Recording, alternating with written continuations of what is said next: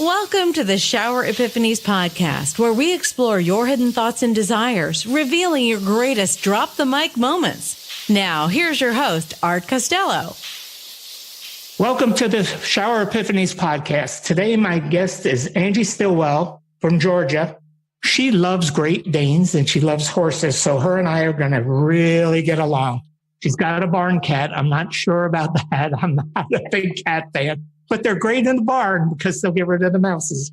She can frequently be found on the tennis court, which is where you would not find me. So she likes to paddleboard. She loves food. Well, there's another thing that her and I get along with because I love food. She loves laughing, friends, family, and traveling. So her and I are going to have a great time today. And here we go. Welcome, Angie, to the show. Thank you, Art. I'm excited to be here. Thank you. Thank you. Tell us about your story, where you grew up and how you got to where you're at and what you do. And, you know, I'll give you about 45 minutes to do all that. So it would take a lifetime to tell the whole story. I'm all ears. So we'll go back and then you can ask questions and I'll fill in where the questions need to be answered. So I kind of grew up all over the place. I had an interesting childhood. I joke whenever I'm doing workshops and say, you know, you hear people who say our family put the fun in dysfunctional. My family put the fun, and the unctional in the word dysfunctional. I grew up where it was my dad, love him to death. He's my dad. However, he was not one that could be highly trusted. We've labeled him a con artist over time. So that was interesting growing up in that environment where there was always, we were moving in the middle of the night. There were days when I would ride the school bus home thinking, are they still going to be living in that house that I was in this morning? So when you grow up like that, there's not a lot of stability. There's not a lot of certainty in life. So that models a lot, right? So over the years, I changed schools 13 times between kindergarten and my senior year of high school. And I guess it was about halfway through 10th grade, I decided to go and live with my grandparents because I was going to change the dynamic of my life. I was going to go to college and do what I needed to do to have myself, you know, situated for the rest of my life. And that's what I did. I went to live with my grandparents. And then my freshman year of college, my mom was murdered. So that certainly changes things, right? And very much so. She was murdered by my stepfather. So that shows you the other side that I haven't even touched on, that dynamic of what was going on that side. And I lived through my mom lived through a lot of mental, emotional, physical abuse. And I vowed as a 5-year-old, listening to my mom on the phone one time with my dad, that I was never going to be like that. So I grew up with these big walls around me, you know, self-protective, never trusting anybody, never really believing in anybody. And for good reason, because, you know, that being distrusting is what got me through childhood, right? You know, it helped me get through those things. But what I found out after I was married in my mid-20s, and then a couple of decades later going through a divorce, those walls I built were not effective any longer. They helped as a kid, didn't so much as an adult. And so while it shaped me in a lot of great ways, it also hindered me in not being able to build those deeper connections with people. And that's really where life gets interesting and fun, is in those deep connections, right? It does. And despite all of it, though, I've always been a laugher and enjoyed life. That's what I'm really interested in, because we have some similarities in our background, not as drastic and impactful, but I was abandoned as a 9-year-old in a very untraditional way. My parents moved from a very urban area to a very rural area, and we had no friends, no baseball, anything for me to play with. But how did you recognize that you, at 5 years old, what was the thought? Can you think back about the thought process you had of knowing that that's not the life that you wanted, not how you wanted to live your life? Because I had that experience at 9 years old. Yeah. So on that particular day, I knew that my dad he was always missing, you know, we'll say missing. And I wasn't really sure where he was, but I knew that my mom was really unhappy. And he would say he was coming home and then he wouldn't come home. And I would hear my mom and him on the phone talking. And on this particular day, she was saying, but you said you'd be home. You said you'd be home. And I just thought, that feels weak to me. I don't know what made me think that. But at that point in my life, I really went from being the child to being the adult, to being the parent. And it felt weak to really beg someone to come home to you. And I remember the telephone with the long cord, right? And she's standing in the kitchen with that long cord and the phone in her hand. And I walk in and I could hear this, and just in my head, it was, I don't want to be weak like that. And my dad, despite his shortcomings, was always doing things to make us stronger. Like he bought us boxing gloves really young, and physically stronger. Physically stronger. And I learned to swim because he threw me in the water. So sink or swim. And I equated all of that with strength. And to me, that wasn't about begging anyone to come home to you. And so I went back to my room and just thought, that'll never be me. And so, the little hardening and. Yeah. Well, the things that harden us are actually the things that we learn the greatest from. I mean, they really do. And it's all about choice, because it either defeats us or it propels us. And that is a choice that we make. But a lot of it is based in our expectations. Because when our expectations are based in faith, faith is what drives us forward, always. Because even though we don't know the outcome, we know that in the end, it's always going to be all right. Yes. And that is what has always driven people like you and I. It is because in the end, we know this life doesn't always give you what you want.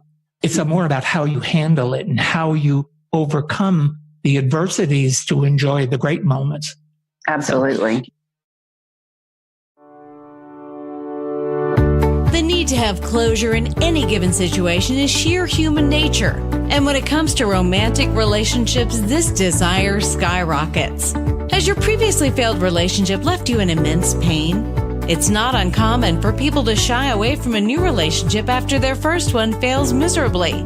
The fear of the unknown makes them hide in a shell to prevent any future heartbreak. Relatable? Despite wanting to love and be loved, you can't take the plunge if your mind and heart are still locked somewhere in the past. Maybe you aren't aware of the power of releasing the past, or perhaps you don't know how to do it. Art Costello in his online course teaches the art of moving on from bad places to happier, more stable ones. This course can change your life for good, helping you beat all kinds of negativity on the road to eternal bliss. Sign up now before the gloominess gets the better of you at expectationacademy.com. One thing we haven't talked about yet is ask in the beginning of the show, which I normally do, but I was very excited to talk to you about what you do for a living and what your company is about and what Angie's about with her business. Yeah, well, it's kind of funny because as I was going through the divorce, my ex and I had both been successful and we have a good relationship now. So going through the divorce, I was doing that introspective work. What did I do right? What did I do wrong?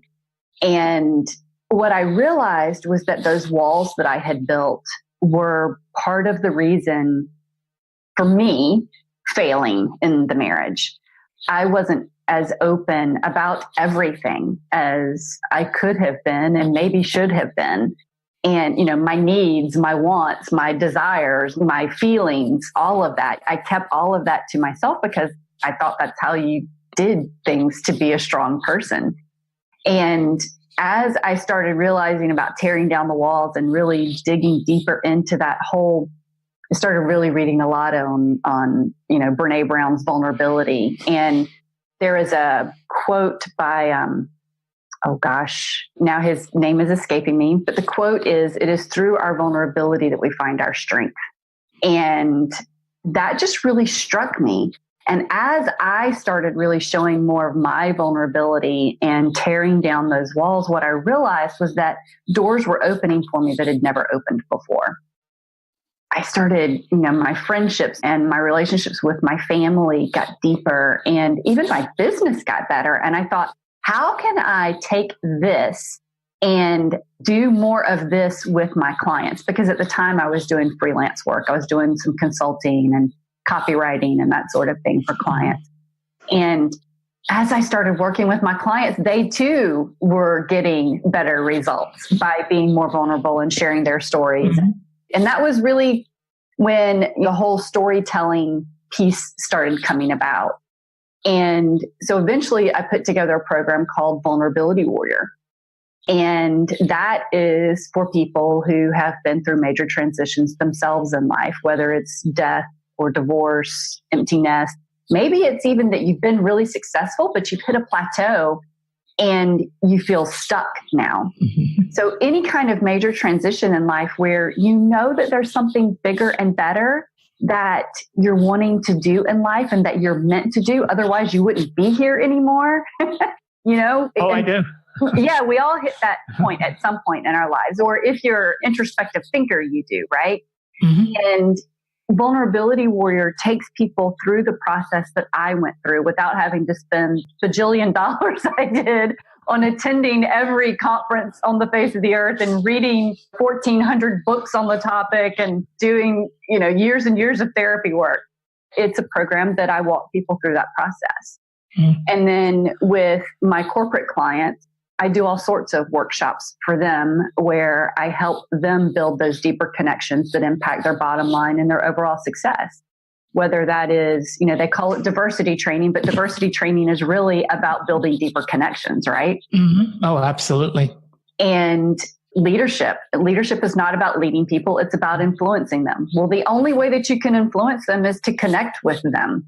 So, my workshops build around that same piece. So, yeah, I had a question for you when you were talking, and you said you used two terms together that I had some thoughts about: marriage failure. I never look at anything as a failure. There is no failures in marriage. It's a learning experience. Absolutely. Everything we do and happens to us, if we can look at it as a learning experience and take it and grow from it, then there is value in it. And that is what is important for people to hear and know, mm-hmm. that there's a value in every single thing. I told you about losing my wife to cancer. Mm-hmm. For 3 years, I looked at it as just total abandonment and loss and all that. And I acted like a fool. I was going out drinking and chasing skirts and, doing all the things a 63-year-old shouldn't do. And my kids slapped me up inside the face and said, "Hey, Dad, you promised Mom." And when I got my senses back to me and really started thinking, I looked back on it. I said, it's all meant to make me grow. And I dishonored her by not honoring our legacy that her and I had built, and all the trials, tribulations, fights, arguments, and everything else that married couples go through. It's all meant to bring us somewhere. That's what I'm about, because, it's what drives me every single day to let people know. One of the big things that's a big stickler with me is people say, I'm going to be 72 August 26th. And people say, why don't you retire? Why don't you just quit and just keep going? I said, I can't do that. It's never going to happen, because I'm doing what I love to do. I'm doing what I'm meant to do.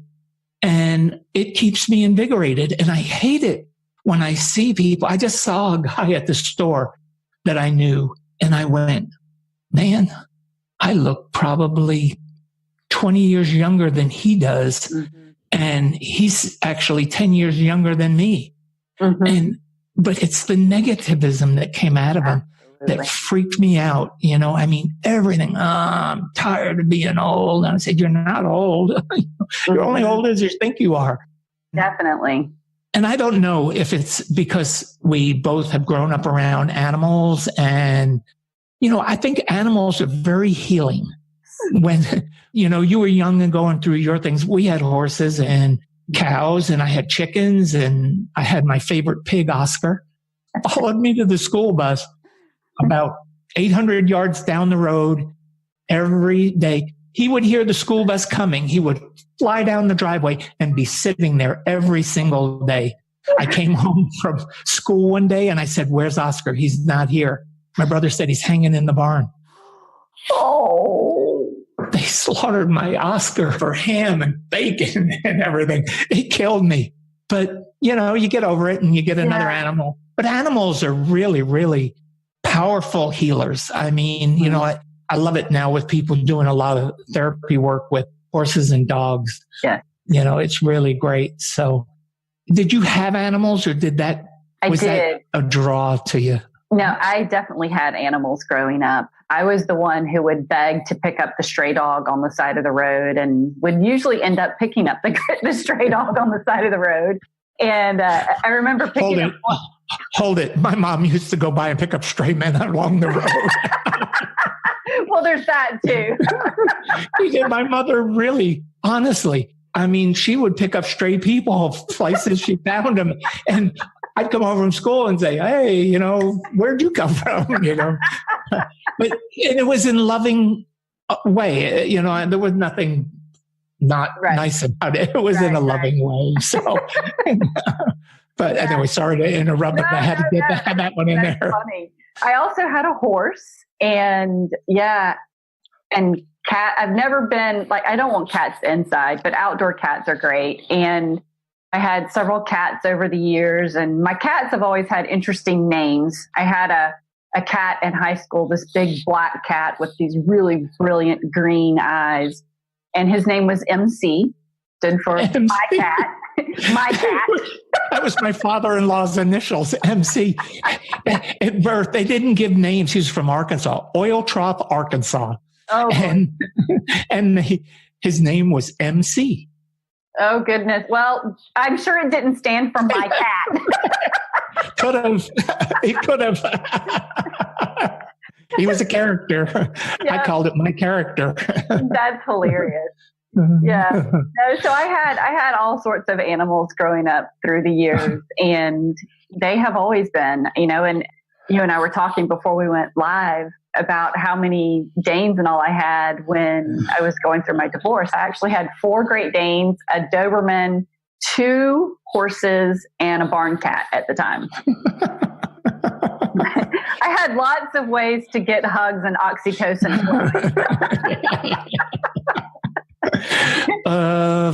5 Great Danes, I just can't imagine. Well, I only had the 4 Great Danes and a Doberman, so I did have 5 dogs, but yeah.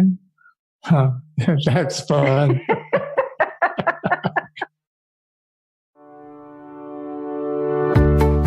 Has anyone ever inspired you to discover a happier, healthier, and more fulfilled you? It is a magical experience, isn't it? Inspiration is indeed very powerful, yet it's often undermined. It can lift you from the ground to the sky in no time. Have you ever thought about returning the favor by inspiring the people around you? If you don't think you have it in you, we have good news for you. Art Costello's online course has everything you need to learn to supercharge yourself and shape your character into a powerful personality. Get ready to discover your strengths and unleash the creativity within. Don't believe it? Check it out yourself by signing up for this life-changing course at expectationacademy.com. That's expectationacademy.com.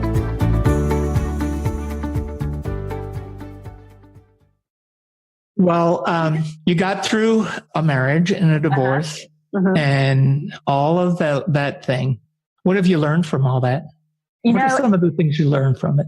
Oh, gosh, there's so many lessons. First of all, that connection aspect is from, you have to communicate with people. And communication is not an easy thing by any stretch of the imagination. But you have to be willing to have the communication. You have to be willing to have those tough talks with people. And as long as those talks are coming from a place of love, then it's not, some people have tough talks because they just like gouging at people.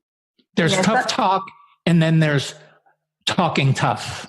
Yes. Some people talk tough to people. Some people do tough talks. Yeah, it's like when people say, "Oh, I always tell the truth," or the brutal truth, or "I'm brutally honest." Well, sometimes that's not the best way to go about things. You don't have to be brutally honest. You can be honest and not be brutal about it. And learning to be able to have those difficult conversations with people and to set boundaries for yourself.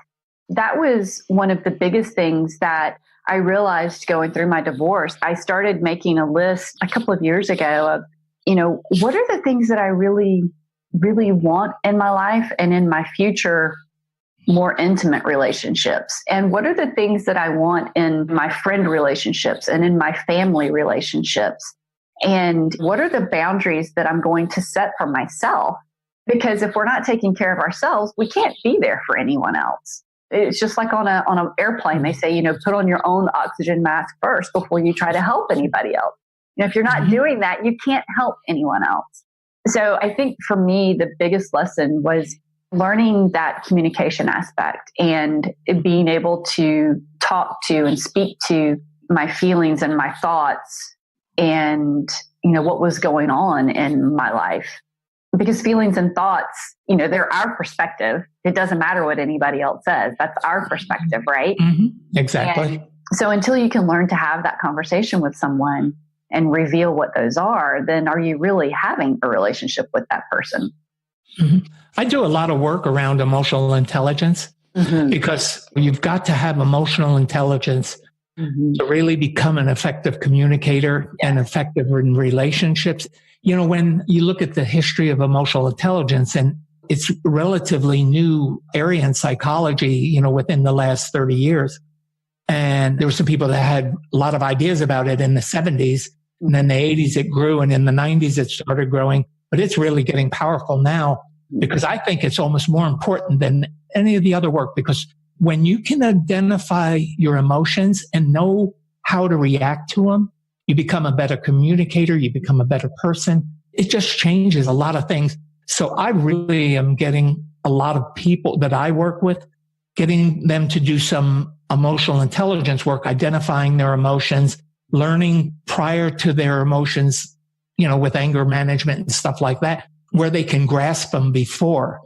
Because I think we all are born with this innate ability to identify our emotions.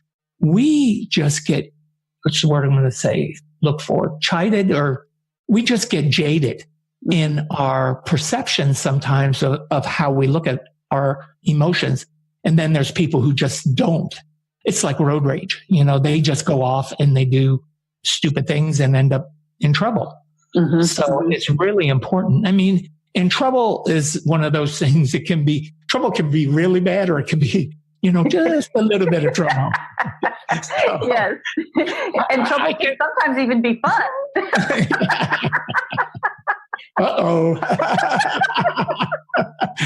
I can get into a little trouble easily and have it gradually go into getting in big trouble. Yes, we all can. But it's really another part of life that's just really, really important for people to really identify in order for them to become a whole person. But you really struck upon something that is really near and dear to my heart, and that's communication. Because I believe that anything can be solved through communication. If we learn how to communicate and we learn how to do it correctly, which I think emotional intelligence comes into, but when we can do all those things, life becomes so much easier and so much better. And then when you relate it to expectations and having an understanding that we're not always going to get what we want and things can be disappointing, and that is good sometimes, even as hard as it is can be. I hated losing my wife. You hated getting divorced. I'm sure you didn't like it. No. But it was part of who and what we are and how we're supposed to grow. When I look back on my life and, I'm a Vietnam veteran, I was in the Marine Corps, and I look about all the things that have gone on in my life, I just think I have no regrets. I've always done everything that I've wanted. I've lived a super good life.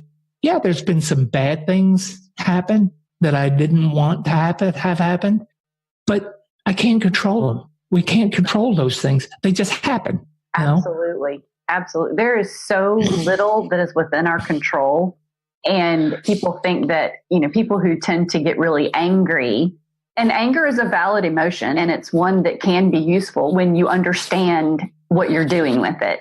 Mm-hmm. But people who are really angry people use anger to control a situation, and they're not controlling the situation. They're being a bully. And it's interesting when you look at all of the emotions. The other thing, our whole spectrum of emotions are important. And we need to be able to feel all of them to really be a whole person and understand what it is that's causing it. Otherwise, you're in reaction mode. You're not in production mode. You're in reaction mode. And it's hard to sit in those difficult emotions, right? A really good friend of mine, Dr. Joan Rosenberg, in fact, she just recently published a new book. She talks about being able to sit in an emotion for 90 seconds. And people think, oh, I do that all the time. But you don't. Most people do not sit in an emotion for 90 seconds. And if you can sit in that emotion for 90 seconds, then this emotion that you feel like you're never going to get out of, it goes away. It's like, when someone does an ugly cry, people go, I don't want to cry, because they feel like they're going to lose control. Well, what happens when you do an ugly cry? You stop. At some point, you stop. You don't keep doing the ugly cry, but you allow yourself to get all the way into it. And then you're done and you go on to the next thing. And I'm an ugly crier. I'm so emotional about stuff. But I have always used it as my release. I learned something because I've never thought about it giving me that 90 seconds to gain control. But that's exactly what I do with it. Mm-hmm. That was interesting. That's good. I learned something really great today. Yeah. And that's true with any, if you're feeling angry. Okay, well, sit in that anger instead of really blowing or whatever. Feel it for 90 seconds. Really dig into it. And see, what is this about? What is this really doing? Any emotion that grief. Yeah. Goodness gracious, sit in it. So many people just want to squash it, True. That's very true. Because when I lost my wife, I was so numb to this day, I cannot tell you, not only a handful of people who I knew were at her funeral. I can't tell you who was there. I was so out of it. But I stayed out of it for pretty good while, almost 3 years. I really did. I just was out of it. But when I came out of it really strong. How long were you guys married? 35 years. Yeah. We were together 37. Yeah. And for me, when I came out of it the same way I came out of my pain. Because when I was 9 years old, I went to a hilltop and laid on my back, had a conversation with God, asked him what was going to become of me. And I know my listeners get tired of hearing me say it, but I know you don't know it. So I laid on my back, had this conversation with God, and I heard a voice inside of me that just said, just be faithful. Mm-hmm. And it propelled me for the rest of my life. Mm-hmm. When Vicki passed away, I was 60 when she passed. No, I was 60. Yeah, I was 60. Mm-hmm. And that period after that, I went through this struggle and drinking and doing all the things I said I did. And my kids came to me. I went out on the lawn of the ranch that night, laid on my back, and had that conversation with God again. And I heard this voice that said, hey, buddy, I've given you all the tools. Just get up and use them. And it catapulted me like nothing in my life. Yeah. It changed everything for me. It's our perspective on things that really, really is so powerful in the choices we make and how we live that really make a difference and make us these valuable spectacles here on earth, that we have a choice of either being productive or non-productive. And when you live in that space of fear from the past or hurt or whatever it is, and you don't give it up and let God take care of it, or it can absolutely destroy us. But once we learn that technique of how to use it to propel us, everything changes. It just really, really changes our lives. Well, it's like when people hold a grudge for so long. I don't understand. I tell people, I'm like, you are allowing that person who did something to you 6 months, 3 years, 15 years ago to still control you. You're still giving your power away. Why? Anger hurts you more than it ever hurts anyone else. It's like wanting to poison someone, but you're the one who drinks the poison. It's the poison. Exactly. Good analogy. I like that one. People do it. People do it all the time. Absolutely. I've coached some people since going through my divorce. I've coached some people going through their divorces and managing their emotions. And people will get so angry and harbor so much hate toward their ex. And I'm like, at some point you chose that person. So what is it that you're really angry about? Because at some point you loved that person. At some point you chose that person.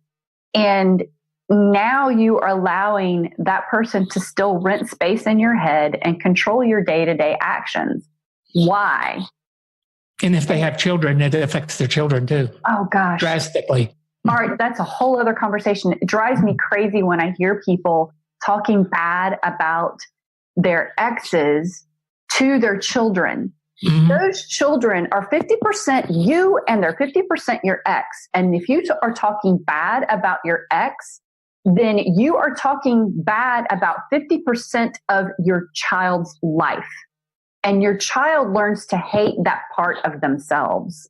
Mm-hmm. That is such a horrendous thing to do to your children.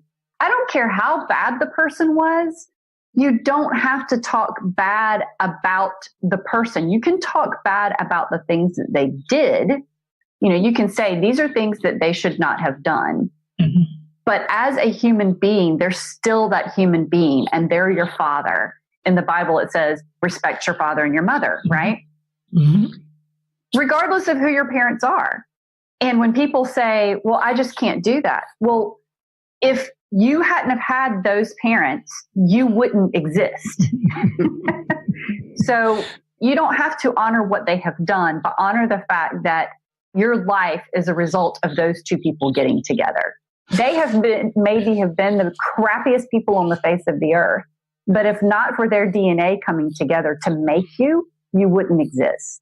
Yeah. One of the things that I do with people when I'm coaching them or working with them is when they use the word I can't, mm-hmm. I have them take that word and change it to I choose not to. Absolutely. I do the same thing. Because it's a choice. Yes, it's a choice. And can't is not a word. I mean, to me, can't is saying, I just don't want to do it. And that's what it is. Yeah. I don't want to do it. Yeah, exactly. I don't want to learn what I have to do it. Yeah. So it says a lot about them when people start using the word can't around me. Mm-hmm. Mm-hmm. Because I'm a former Marine and we didn't know what the word can't. The other thing that runs along in that, and yes, I'm the same way, when someone says, well, you just don't understand my problem. Nobody else has had my problem. Really?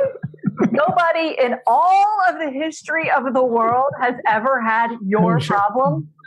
Are you really that special?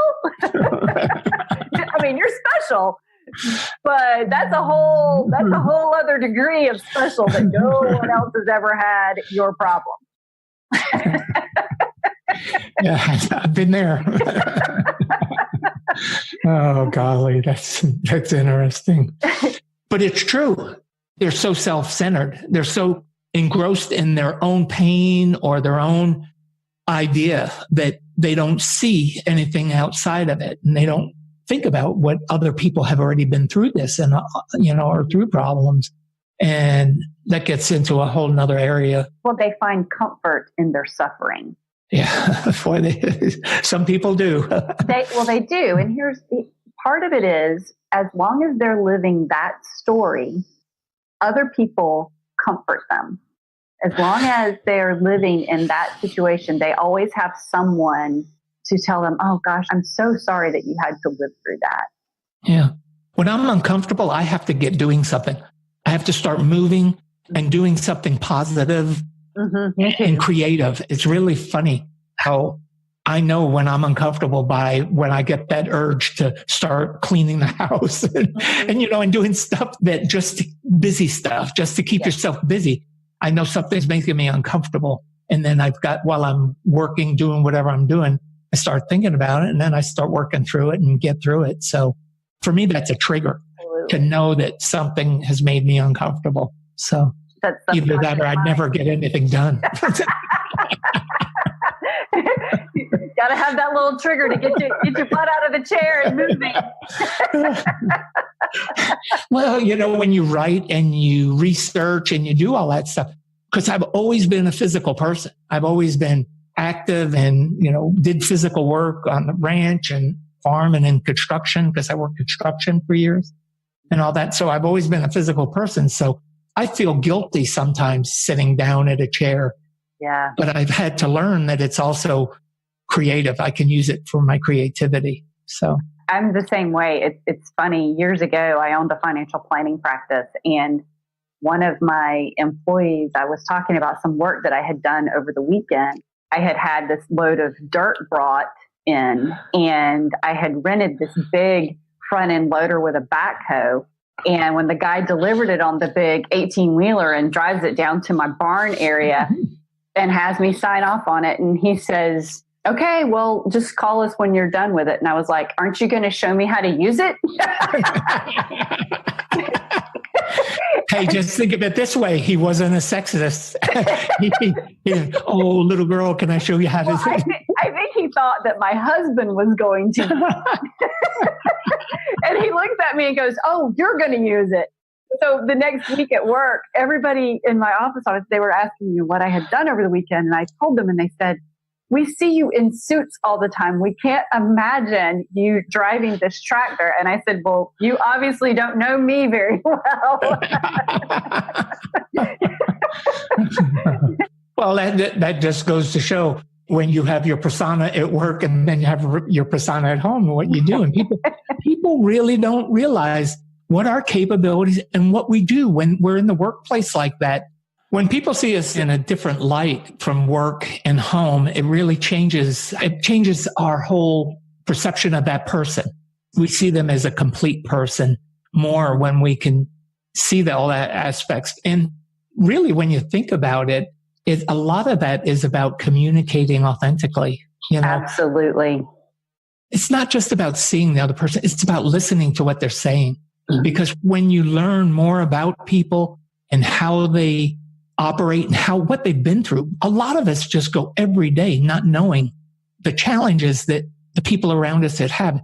Think about all the times at work where something was said because somebody had something going on in their life that we didn't know about it, how we would have acted differently had we known about it. It would have really, really changed our perspective of them and given them a different perspective of us, because we would have thought about them in a different light as more maybe caring and more concerned about us, and all that changes everything. It absolutely does. It's one of the things that when someone is saying something bad about someone, I always say to them, have you thought about maybe what's going on at their home? Have you thought about what's going on with their children or their spouse or their parent or their dog or their whatever? There's so many different aspects that we don't have any clue as to what's going on in that person's life. And that's really what Vulnerability Warrior is about. And that's what I do in corporations. It's how do you pull all of those pieces of your life into what it is that you do every day. Everybody wants to put this solid wall up and completely separate the two. And in today's environment, that's not how we operate. If you're really wanting to make an impact, if you're really wanting to have a legacy of leadership, then you pull in all of those aspects of your life because people see themselves through your stories.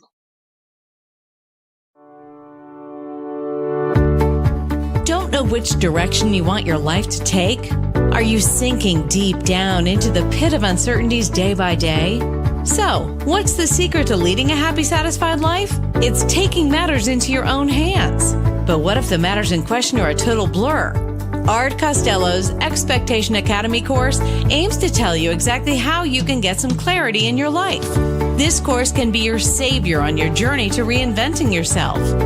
While you certainly can't plan your whole future ahead, you can definitely control twists and turns your life takes. So what are you waiting for? Sign up for this course now at expectationacademy.com. Get a chance to broaden your horizons and add meaning to your life. That's expectationacademy.com. We're almost on an hour. Yep. And golly, I hate to almost quit talking to you because I've just enjoyed this so much. Really had a great time. But I want everybody to hear what you have coming up and where they can get a hold of you and how we can all support you in this work that you're doing and really give you some real solid support behind it. Thank you so much, Art. The best place for people to find me is my website, and that is angelawstillwell.com. That's ANGELAWSTILLWELL.com. And I'm sure you'll put that in show notes. And my Vulnerability Warrior program is a great program for people who have gone through transitions. You can get information by going to my website. That's the best place to go. And input your name and email, and information will come to you from there. Social media? You on social media? Absolutely. Facebook, Instagram, Twitter, LinkedIn. They're all, if you use the @ symbol, @AW Stillwell. They all have the same handle. Thank you for being on, Angie. You're a doll. I just love you to death. That's another one of the people that I've just going to have to get to Georgia to see and just learn more about it. Well, everybody out there in Shower Epiphanies world, I'm going to say goodbye and let Heather White take us out of here today. And Heather, take it away. Thank you. Thanks for listening to the show. Drop us your comments and questions with what you want answered on the show. You can subscribe on iTunes and Binge Network. You can also get more information on the website, expectationtherapy.com.